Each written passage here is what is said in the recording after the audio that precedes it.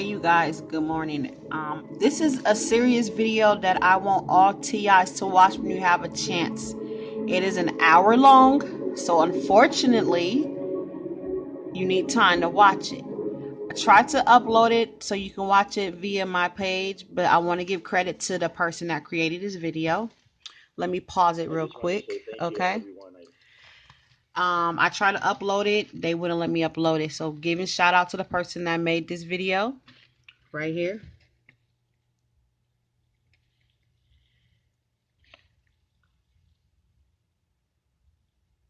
That is the title that is under. Please go look for this video and watch it. This is going to give you so much insight to what's going on, and it's going to give you credit to everything that you've been trying to explain to people. So you want to pass this video around. I'm going to give you a snippet of it, and hopefully they let it play. I'm going to be honest. I don't own the copyrights to this video. This man do, or he got it from somewhere else. I don't know, but this is going to give you so much clarity to what's going on. And unfortunately, it's going to talk about some of your community businesses that are helping to implement the program of targeting people. Okay, for example, Amazon is mentioning within this video, you guys. I used to be an employee of Amazon, and those of you that like to seek credit or proof, I used to work for Amazon. Yes, yes, yes, yes, yes. And the reason why I left Amazon because I felt the demonic spirits. I felt like it wasn't for me. I used to say, "Oh my God, I can't work here. I feel so weird working here." Okay, it was a lot of strange things that was happening when I was working for this company to the point where I just passed out while I was working within this company. I passed out. Back then I didn't know what the directed energy was, okay? So that could have been a symptom from that. I got real sick and passed out.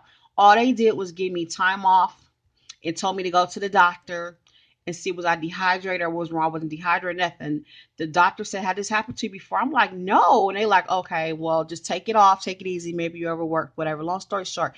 But listen to part of this video because I want to get you intrigued so you want to watch more. I'm not going to play all of it because, like I stated, it's a long video.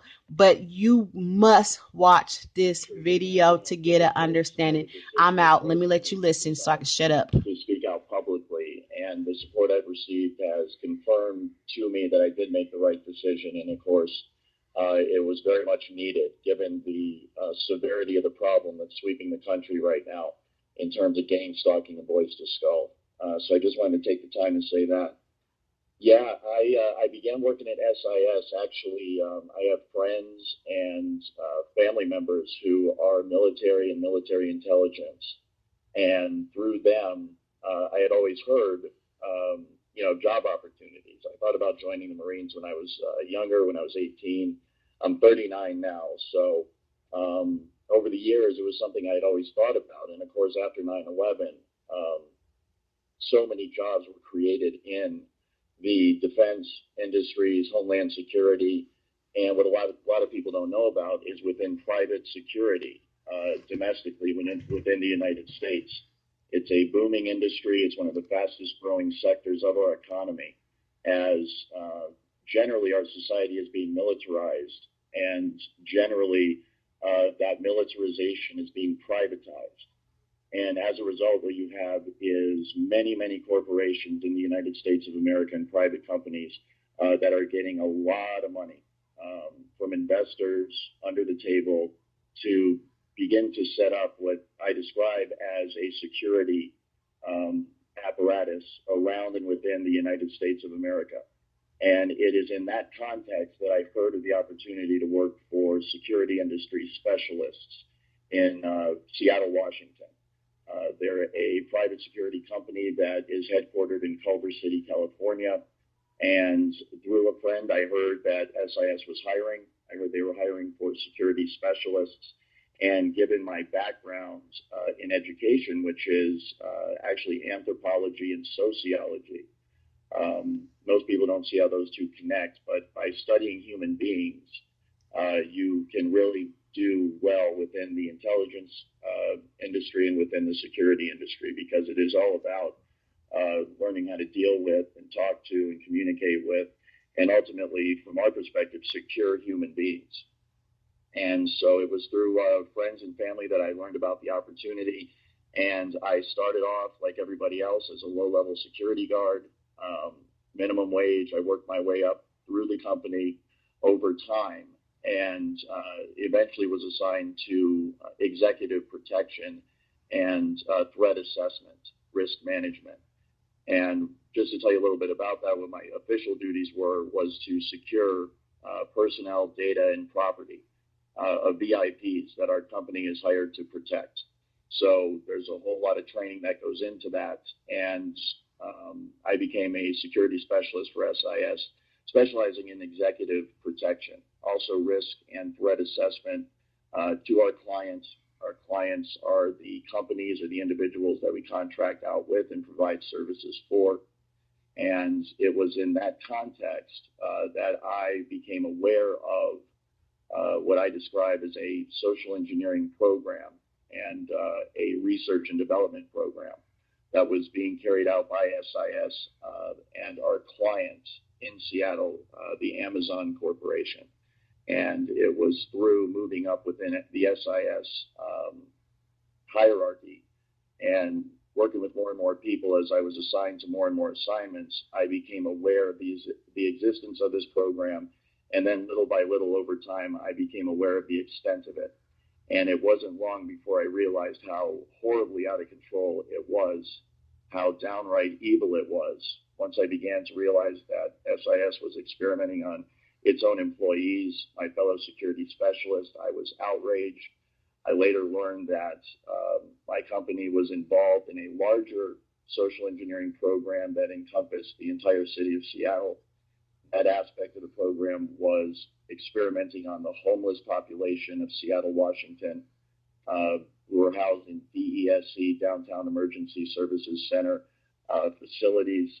And I later learned that they were indeed experimenting with, when I say experimenting, voice to skull, hive mind, behavior modification technology that is frequency based and directed at a targeted individual to basically control their entire person.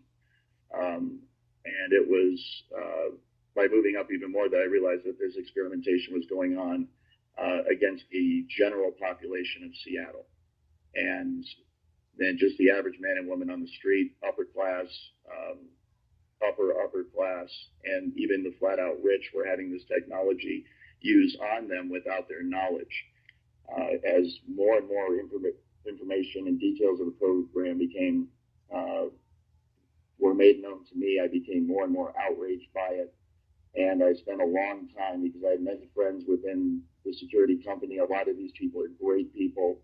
They're very good people. Not everybody involved in SIS is directly involved in experimenting on people. They're not all directly involved in gang stalking. I never was. I never partook in that.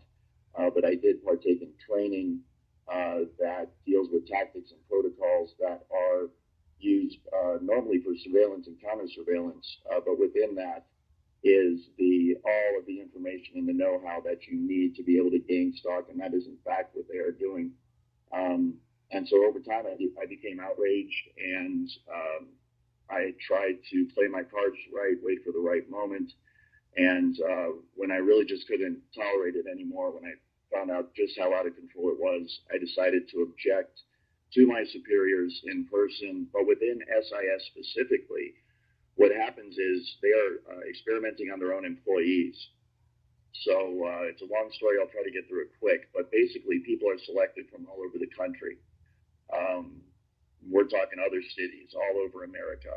They are selected for many different reasons. Often it is because they are isolated. They don't have a lot of money, friends, or family. And they also tend to be people that are highly, highly intelligent. The aspects of this technology that they're interested in improving upon have to do with cognitive processes, processing information, and as a result, they want highly intelligent people to be targets of this program. They also tend to target people who are into what I would call alternative research, commonly called maybe conspiracy theories, people that disagree with the government, people that are into researching things like 9/11. Also, they are interested in people that are interested in technology. Watch I have more. found a Google the high rest, you percentage of guys. targeted Google the